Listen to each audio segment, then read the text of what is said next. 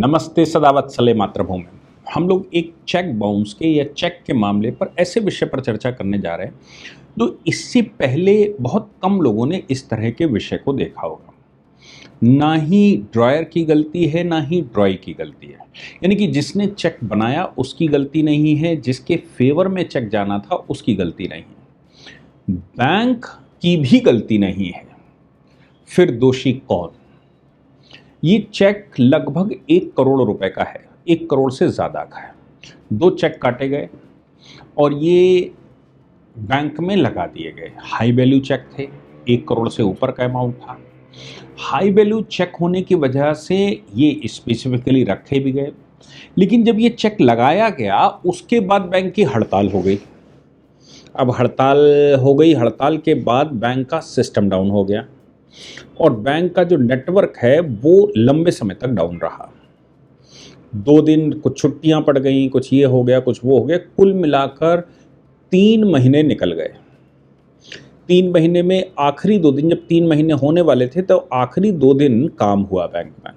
Bank के पास बहुत load था और लोड ज़्यादा होने की वजह से बैंक ने वो चेक लगा नहीं पाए, यानी कि वो क्लियरिंग में नहीं डाल पाए। 3 महीने के बाद वो क्लियरिंग में डाला गया। जिस बैंक का वो चेक था उसने डिनाई कर दिया। उसने कहा अब 3 महीने से ऊपर का चेक है, इसकी वैलिडिटी खत्म हो गई है, नया चेक लगेगा। अब इतने में दोनों पार्टियों के संबंध खराब हो गए। उन्होंने कहा चेक लगाया है, उन्होंने कहा पैसा आ नहीं रहा, व्यापारिक संबंध खराब हो गए और व्यापार उनका बिगड़ गया। मतलब उनके संबंध बिगड़ गए। मैं व्यापारिक संबंध बताऊं या कोई और संबंध, कुल मिलाकर दोनों पार्टियों के संबंध बिगड़ गए। अब दोनों पार्टियों के संबंध बिगड़ने का नतीजा कौन भुगतेगा? पार्टी ने सीधा उपभोक्ता फोरम में फाइल किया। उपभोक्ता फोरम रिड्रेसल ट्रिब्यूनल होता है, नेशनल लेवल पर भी होता है, स्टेट लेवल पर भी होता है, डिस्ट्रिक्ट लेवल पर भी होता है।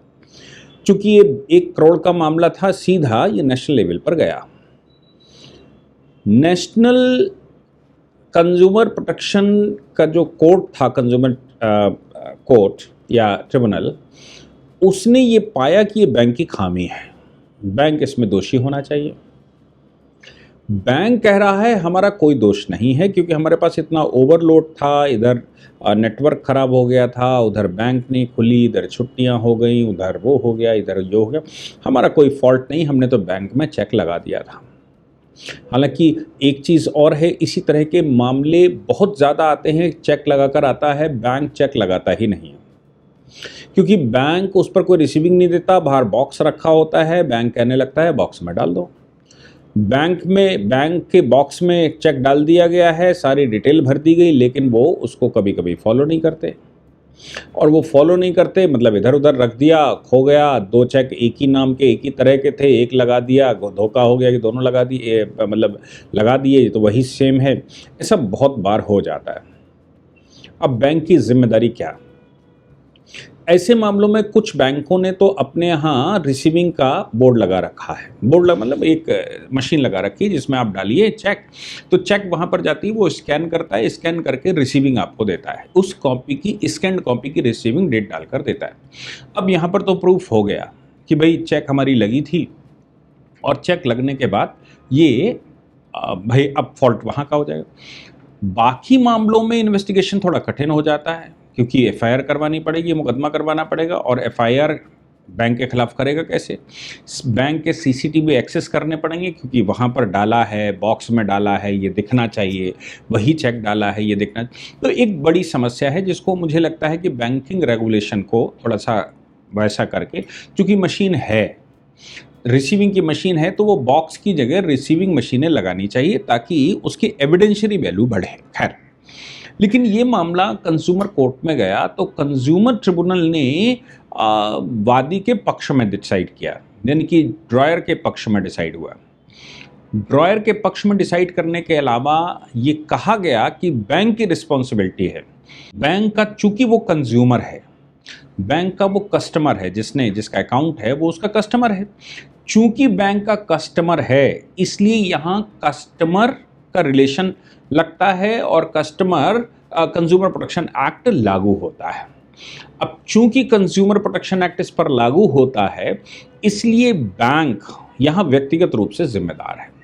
Bank being an agent, bank उस व्यक्ति का एजेंट है और एजेंट होने के नाते बैंक की जिम्मेदारी बनती है कि वो अपने मास्टर का, जिसका अकाउंट है, हालांकि वो कस्टमर कस्टमर कहते हैं लेकिन वो मास्टर है और बैंक उसका एजेंट है, क्योंकि बैंक उन्हीं से सैलरी लेता है। जो ये खाता धारक हैं, इनकी वजह से बैंक को सैलरी, बैंक कर्मियों से सैलरी मिलती है, इनकी वजह से बैंक चलता है, इसलिए वो मास्टर है, ये उसका एजेंट की तरह काम करता है। चूंकि डालने वाले के एजेंट की तरह बैंक काम करता है, इसलिए बैंक की रिस्पॉन्सिबिलिटी बनती है और बैंक पूर्ण रूप से दायी है। इस मामले में 10% की फाइन लगाया गया, कहा इनको दो, पेनल्टी लगाएगी इनको दो और इंटरेस्ट दीजिए, जो भी मैक्सिमम 8 या 9% का इंटरेस्ट, ये इंटरेस्ट दिया जाए, क्योंकि 3 महीने आपके पास चेक पड़ा रहा, उसका इंटरेस्ट, वो पैसा तो खाली पीली बैंक में पड़ा था, उसका इस्तेमाल नहीं हुआ, खर्चे में पड़ा हुआ था, कैसे जाएगा? तो उसके इंटरेस्ट और फिर उसका हर जाने की बात कही गई। मामला सुप्रीम कोर्ट आया, कैनरा बैंक सुप्रीम कोर्ट आई। ये मामला है कैनरा बैंक वर्सेस कविता चौधरी का। तो कैनरा बैंक सुप्रीम कोर्ट आई और उसने कहा कि साहब no fault of bank. Supreme court ने कहा क्या हुआ है वो भूल जाओ, यहां पर वो आपके एजेंट हैं और आप उनके एजेंट हैं, इसलिए आपकी जिम्मेदारी बनती थी कि उसको समय पर कैश करवाते। जितना भी नुकसान हुआ है या हो रहा है, इस पर ऑन एन एवरेज कहा जा सकता है, हालांकि सुप्रीम कोर्ट ने 10% पेनल्टी से घटाकर 6% कर दी, टोटल अमाउंट की 6%। टोटल अमाउंट की 6% का मतलब 1 करोड़ रुपए का चेक था अगर, तो 6 लाख रुपया उनको पेनल्टी के रूप में देना पड़ेगा और 1 करोड़ का इंटरेस्ट भी, जो भी 8% के हिसाब से मंथली इंटरेस्ट बनता है, वो इंटरेस्ट देना पड़ेगा और फाइन देना पड़ेगा, ये 6 लाख रुपए। मैं समझता हूं कि ऑनरेबल सुप्रीम कोर्ट ने एक रास्ता इस विषय में ये खोला कविता चौधरी के मामले में कि बैंकें भी अपनी मनमानी नहीं कर सकती, बैंक को भी ये सोचना पड़ेगा, बैंक को ये सोचना है कि बैंक में जिसका अकाउंट है वो उसका मास्टर है, उसकी वजह से बैंक चलती है, इसलिए उसको, जो कस्टमर है, कस्टमर को नुकसान नहीं होना चाहिए। आपकी लापरवाही की वजह से उसका नुकसान नहीं किया जा सकता। आप लापरवाह हैं तो आपको उसका हर्जाना खर्जाना भरना पड़ेगा और आपको पेमेंट करना पड़ेगा। ये नेगोशिएबल इंस्ट्रूमेंट की सेक्शन 75A को डिफाइन करते हुए और सुप्रीम कोर्ट ने कहा कि केवल एक ही क्लॉज है, बैंक को जो एक्सेप्शन में रखा जा सकता है वो एक ही रखा जा सकता है कि असंभव है पेमेंट करना। ऐसी परिस्थिति आ गई है कि पेमेंट असंभव हो गया, वो किया नहीं जा सकता। जैसे भूकंप आ गया, बैंक में भूकंप आया तो बैंक पूरी तहस नहस हो गई, बिल्डिंग गिर गई। अब ये अपरिहार्य घटनाएं हैं, कर्फ्यू लगा है 6 महीने से, बैंक खुला ही नहीं है, अपरिहार्य घटनाएं हैं, या युद्ध हो गया है, अपरिहार्य घटनाएं।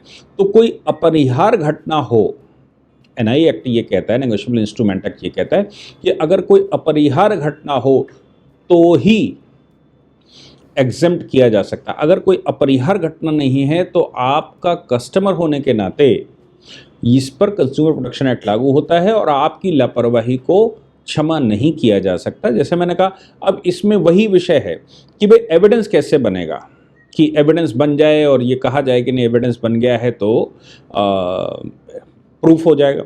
एविडेंस बनाने के लिए भी मुझे लगता है कोई ऑर्डर होना चाहिए, बैंकिंग रेगुलेशन में आना चाहिए कि बैंक में जो चेक वगैरह लगाए जाते हैं उनकी पार्टिकुलर मशीनरी से एक्सेप्टेंस हो और उनको रिसीविंग मिले, तभी इसको माना जाएगा। नहीं, ये डब्बे में डालने वाला चक्कर जो है वो बड़ा ख़तरनाक है और उसमें चेकें खो जाती हैं, मालूम पड़ा संबंध खराब होते हैं, मामला गड़बड़ हो जाता है। इसलिए इसमें थोड़ा संशोधन के साथ इसको करना चाहिए। लेकिन अभी सुप्रीम कोर्ट ने जिस तरह से कंज्यूमर प्रोटेक्शन की बात कही है, तो मुझे लगता है कि आम आदमी को एक नया हथियार मिला है। अगर बैंक वाले आपकी बात नहीं सुनते हैं, बैंक में कुछ गड़बड़ करते हैं, तो चूंकि बैंक कस्टमर मतलब कंज्यूमर है, आप कंज्यूमर हैं बैंक के और बैंक एक दुकानदार है, इसलिए अपने बगल में डिस्ट्रिक्ट कोर्ट में, आप डिस्ट्रिक्ट में कंज्यूमर फोरम में जा सकते हैं और वहाँ जाके मुकदमा लगाइए, बैंक वालों को घसीटिए। बैंक अच्छी सर्विस आपको दे, ये उनकी जिम्मेदारी बनती है और ये कंज्यूमर प्रोटेक्शन का मामला बनता है। मैं समझता हूँ एक अच्छा, हालांकि पीछे सुप्रीम कोर्ट ने हॉस्पिटल्स को भी इसी में लाया। उन्होंने कहा हॉस्पिटल में भी कंज्यूमर प्रोटेक्शन एक्ट लागू होता है और जो हॉस्पिटल में नेग्लिजेंसी होती है, हॉस्पिटल में ज़्यादा ध्यान नहीं देते या फिर वो रूटीन वे में चलते हैं और उससे कोई नुकसान हो जाता है तो वो भी कंज्यूमर प्रोटेक्शन में आ सकता है। ये सारे विषय जब नए निकल कर आते हैं तो मुझे लगता है कि आम आदमी को इससे बहुत कुछ सीखने को मिलता है। हालाँकि गहराई से सीखना हो तो आपको हमारा ऐप डाउनलोड कर लेना चाहिए। नंबर हमारे पास आ जाता है, जैसे आप ऐप डाउनलोड करते हैं, हमारी टीम आपसे बात कर लेगी कि आपको नेगोशिएबल इंस्ट्रूमेंट की गहराई से पढ़ना है, तो वो आपको नया कोर्स बनाकर दे सकते हैं। हमारे यहाँ रिकॉर्डिंग लगातार क्लासेस की होती है, वो नया कोर्स बनाकर भी आपको दे सकते हैं। इस प्रकार का कोई स्पेसिफिक आपको चाहिए, लेकिन जानकारी ही आज की तारीख में धन है, जानकारी ही आज की तारीख में हथियार है। Knowledge is the weapon. इसलिए इस वेपन को कभी मत छोड़िए, ख़ास तौर से कानूनी वेपन को, इसकी गहराइयों को जानिए। आप लेटेस्ट जजमेंटों के विषय में अपडेट रहना चाहते हैं, judicial services, higher judicial services वगैरह की तैयारी कर रहे हैं, तो हमारा व्हाट्सएप चैनल फॉलो कर सकते हैं, इंस्टा पर हमको फॉलो कर सकते हैं, फेसबुक पर हमको, फेसबुक के पेजेस हैं उस पर हमको फॉलो कर सकते हैं और यूट्यूब पर तो आप कर ही रहे हैं। जय हिंद, जय भारत, वंदे मातरम।